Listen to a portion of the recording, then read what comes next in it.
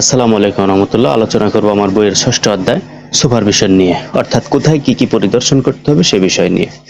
তো ষষ্ঠ অধ্যায় সুপারভিশনের এই মুহূর্তে আলোচনা করব 5 নম্বর সিসি ঢালাই পরিদর্শন, অর্থাৎ বেজ ঢালাই পূর্বে বেজের তলে যে একটা রড ছাড়া সিমেন্ট এবং বালি খোয়া দিয়ে যে ঢালাইটা দেওয়া হয়, সিমেন্ট কংক্রিট কাস্টিং বা সিসি ঢালাই দেওয়া হয়, এই সিসি ঢালাইয়ের সময় বা সিসি ঢালাইয়ের পূর্বে আমাকে কি কি বিষয় পরিদর্শন করতে হবে বা কোন কোন জিনিস খেয়াল করতে হবে সে বিষয়ে আলোচনা করব।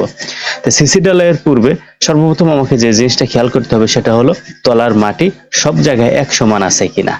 যদি মাটি কম বেশি থাকে তাহলে আমার সিসি ঢালাইয়ের থিকনেস বা সিসি ঢালাইয়ের পুরুত্ব কম বেশি হতে পারে, অথবা সিসি ঢালাইয়ের সারফেস কিন্তু উঁচা নিচে হয়ে যেতে পারে।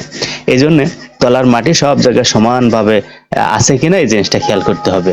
এরপরে যেটা খেয়াল করতে হবে সেটা হলো কর্নারের মাটি ঠিকমতো কাটা হয়েছে কিনা। অনেক সময় দেখা যায় যে মাটি ঠিকমতো কাটা হয়েছে কিন্তু কোনাগুলো ঠিকমতো কাটা হয়নি, সেক্ষেত্রে আমার সিসিটা ভালো হবে না। আমার কর্নারের মাটি খুব সুন্দরভাবে কাটতে হবে, কেটে নিতে হবে।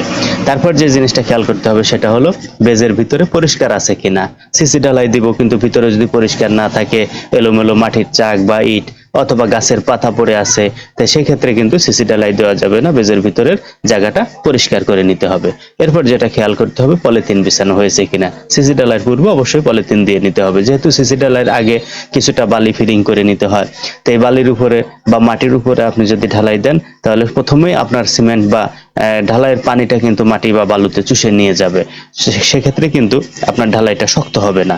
যদিও অনেক ক্ষেত্রে মিস্ত্রিরা দ্রুত কাজ করার জন্য এই ঘটনাটা ঘটিয়ে থাকে বা পলিথিন দেয় না, কিন্তু যদি আপনি পলিথিন দেন পুরা জায়গাটাকে যদি আপনি পলিথিন দেন তাহলে পরে আপনার ঢালাইটা আস্তে আস্তে শুকাবে এবং মজবুত হবে, শক্ত হবে। এরপর যে জিনিসটা খেয়াল করতে হবে সেটা হলো বেজের সাইজ থেকে কমপক্ষে 3 ইঞ্চি বেশি করে সিসি ঢালাই দিতে হবে। অর্থাৎ বেজ যদি 5 ফিট বেজ থাকে তাহলে এদিকে ডাইনে 3 ইঞ্চি, বামে 3 ইঞ্চি, অর্থাৎ 5.5 ফিট, এবং লম্বায় যদি 6 ফিট থাকে তাহলে সিসি ঢালাইটা কমপক্ষে 6.5 ফিট দিতে হবে। যদিও এর চাইতে 2-1 ইঞ্চি বেশি থাকলে পুরো গর্তটাই সিসি ঢালাই করে নেওয়া ভালো। তারপরে যদি আপনি নির্দিষ্ট মাপ অনুযায়ী করতেছেন তাহলে বেজ যতটুকু আছে তার চাইতে সব দিকে 3 ইঞ্চি বড় করে সিসি ঢালাইটা দিয়ে নেবেন। এরপর যে জিনিসটা খেয়াল করতে হবে সেটা হলো 1-2-4 অনুপাতে কংক্রিট মিক্সিং করছে কিনা। অর্থাৎ 1 বস্তা সিমেন্ট দিলে 2 বস্তা বালু এবং 4 বস্তা খোয়া, এই রেশিওতে আপনি সিসি ঢালাইটা দিতে পারেন। এর চাইতে খুব বেশি হার্ড বা এর চাইতে খুব বেশি নরমাল করার কোনো প্রয়োজন নেই। তারপর যে জিনিসটা খেয়াল করতে হবে সারফেস বা উপরিপৃষ্ঠ সমান আছে কিনা।